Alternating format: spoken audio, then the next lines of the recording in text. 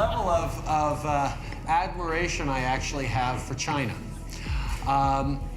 Because their basic dictatorship is allowing them to actually turn their economy around on a dime and say we need to go green as fast as. I found it a bit silly for Justin Trudeau to say that what he admired the most was a dictatorship, frankly. I've always been rather fond of democracy. I see an actor, a simulacrum of the real thing, an appearance on the world stage. Tell me, Mr. Trudeau, are the unsophisticated rednecks of Alberta not setting to rise in anger against the damned peace supers of Quebec? What exactly are you doing in Glasgow? Saving the world? Are not our flags at half-mast? You have a country to run. Get home. Make peace. Do your job. God help me if my vision in this regard is clouded by my own presumption. But I see an actor, not a real boy.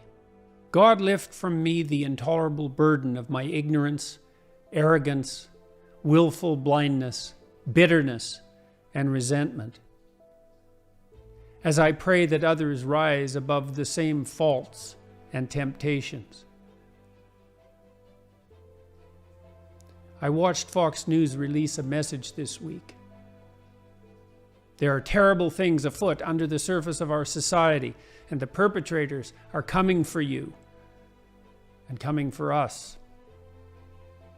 And then I watched the Democrats respond in panic and anger, saying, there are terrible things afoot under the surface of our society, and the perpetrators are coming for you, coming for us.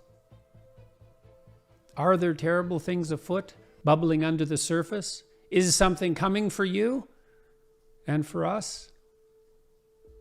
Ask yourself how true that is of yourself and your own life. Have you addressed all that? Are you concerning yourself with the dust in your enemy's eyes instead of attending to the filth that obscures your own sight?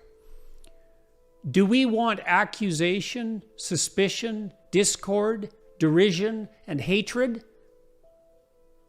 Or the peace and prosperity and happiness that beckons to us at this moment like never before? Who's the enemy here?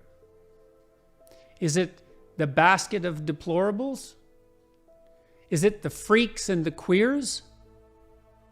Is it the plumbers and carpenters and tradesmen and managers who work honestly and diligently during the day, and the soldiers who stalwartly defend the borders and protect us?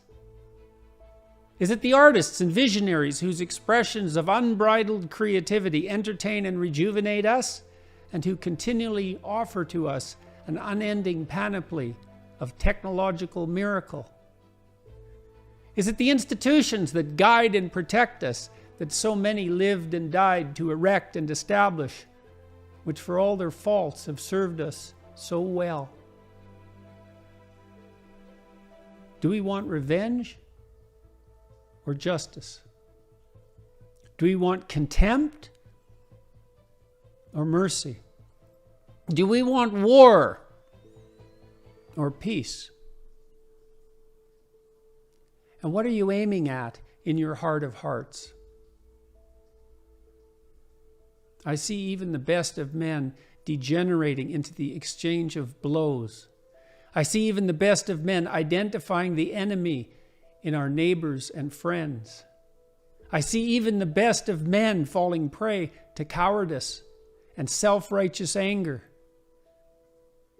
It needs to stop. I need to stop. You need to stop before it's too late. Who is the enemy here? The snake in your heart? The lies on your tongue? The arrogance of your intellect? The cowardice of our refusal to see? The enemy is that which divides to sow discord. The enemy is the pride and the fear that stops us from lending a hand across the divide. The enemy is the great and eternal adversary of mankind.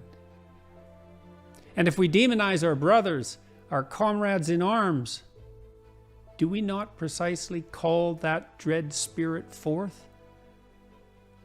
Have we not yet learned? Courage, trust, truth, love, even unto your enemy, which is yourself. God, forgive us our trespasses as we forgive those who trespass against us. May what is highest guide our vision.